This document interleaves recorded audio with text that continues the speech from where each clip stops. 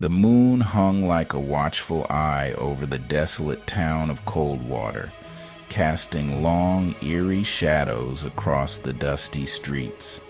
5 men, hardened by years of bloodshed and cruelty, rode into town like a storm.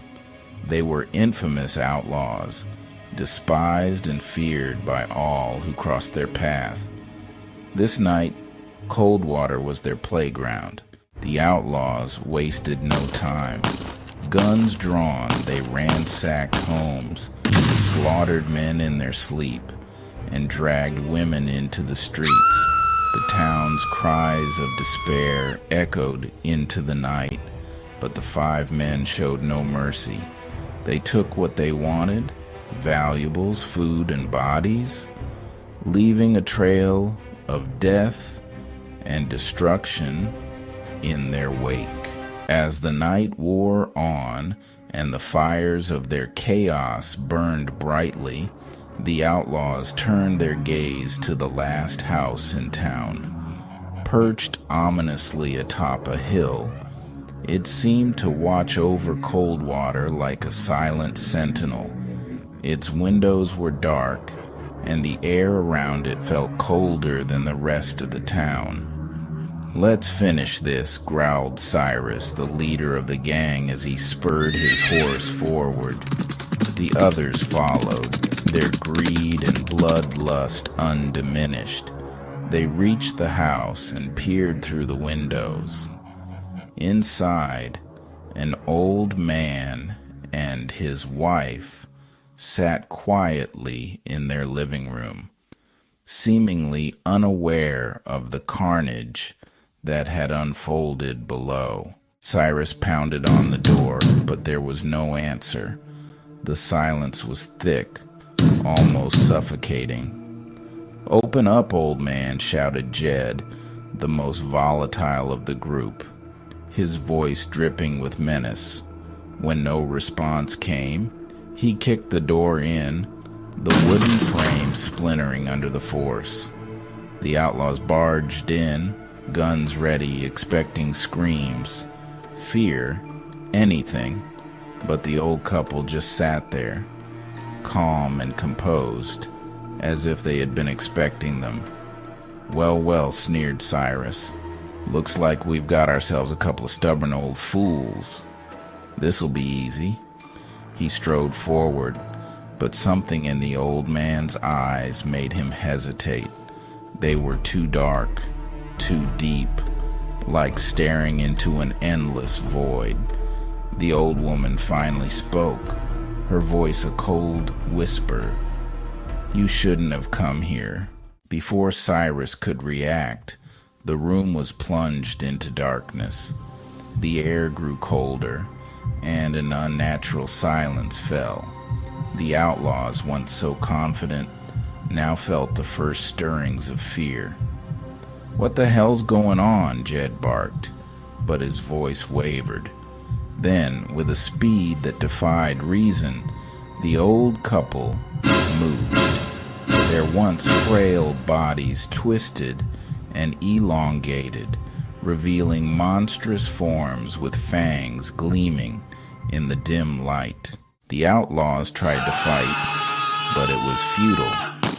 The old man and his wife were upon them, tearing into their flesh with a ferocity that defied their age. Blood splattered the walls as the outlaws screamed, their weapons useless against the supernatural strength of the vampires. One by one, the 5 men were torn apart, their bodies discarded like rag dolls.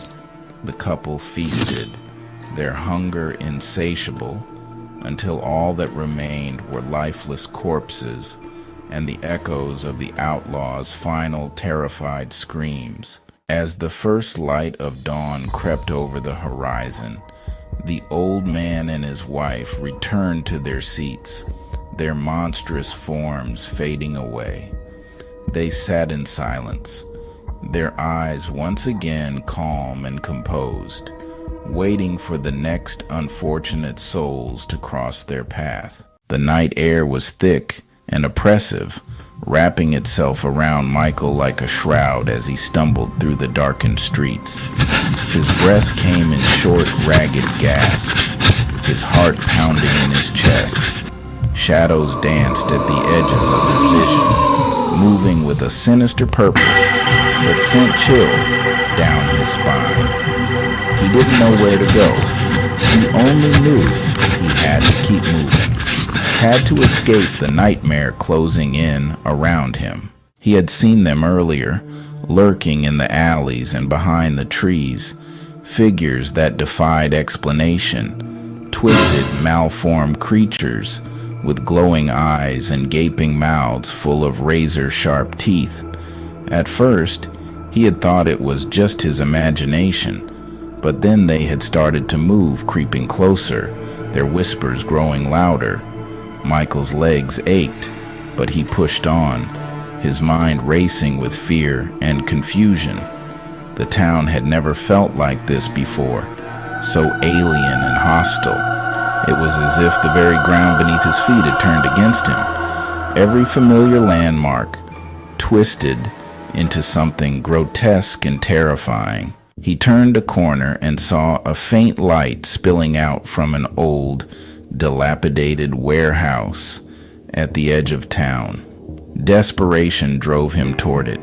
Maybe, just maybe, he could find refuge inside.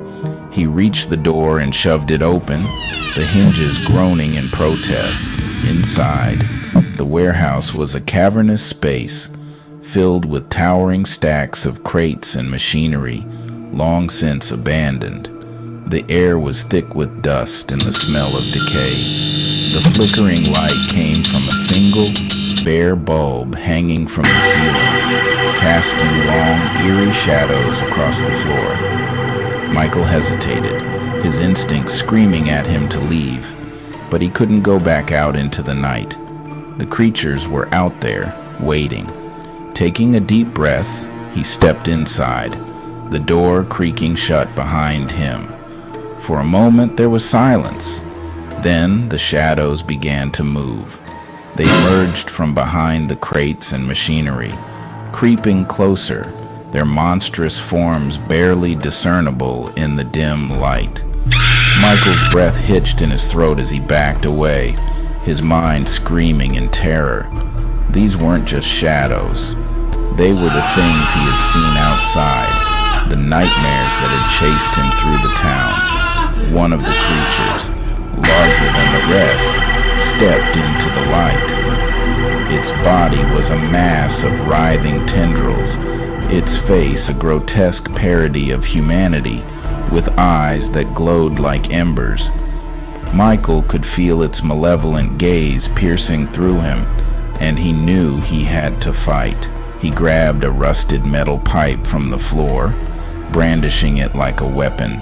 The creature hissed, a sound that reverberated through the warehouse, and lunged at him. Michael swung the pipe with all his might, connecting with the creature's head. It let out an unearthly screech and recoiled. But more of them were closing in, surrounding him. Panic overtook him as he fought back, swinging wildly at the shadows that seemed to multiply around him. His heart raced, his vision blurring as exhaustion set in. But he couldn't stop. He wouldn't stop. He had to survive, had to fight his way out. The creatures snarled and clawed at him, their voices whispering dark, terrible things. Blood splattered the walls as Michael fought with a ferocity he didn't know he possessed. He didn't notice the faces of the monsters contorting into something more familiar, more human. All he saw were the shadows closing in on him from every direction. Just as he felt the last of his strength leaving him, a sharp pain exploded in his neck. The world around him spun, the shadows melding into one another as darkness enveloped him. When Michael awoke, the first thing he noticed was the brightness. Harsh, sterile lights burned his eyes, and he winced against the glare. The next thing he felt was the tightness around his wrists, the cold metal of restraints digging into his skin. Panic surged through him as he tried to move, but he was firmly bound to a bed. His heart raced as the memories came flooding back. The monsters, the blood, the terror.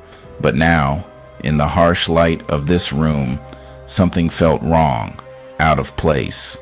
He looked around frantically, his eyes darting from one corner of the room to the next. But there were no monsters here, no twisted faces or glowing eyes, just the white walls of a hospital room. A door opened, and a man in a white coat stepped in, his face calm and composed.